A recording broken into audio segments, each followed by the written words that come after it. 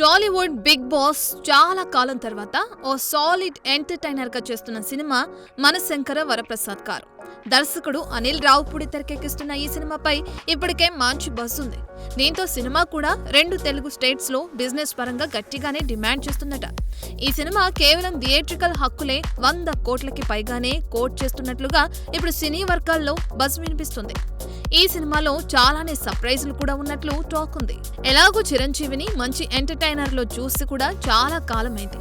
మరే మాత్రం ఈ సినిమా వర్కౌట్ అయినా సంక్రాంతి రేసులో గట్టిగానే ఉంటుందని చెప్పవచ్చు. చూడాలి. పొంగల్ బరిలో ఓవైపు అనగనగా ఒక రాజు, మరోవైపు భర్త మహాశైలకి విజ్ఞప్తి, ఇంకోవైపు విజయ్ జననాయకన్ వంటి సినిమాలతో చిరు తన స్టామినాని ఎలా prove చేసుకుంటాడో. For more videos like this, subscribe Big TV channel.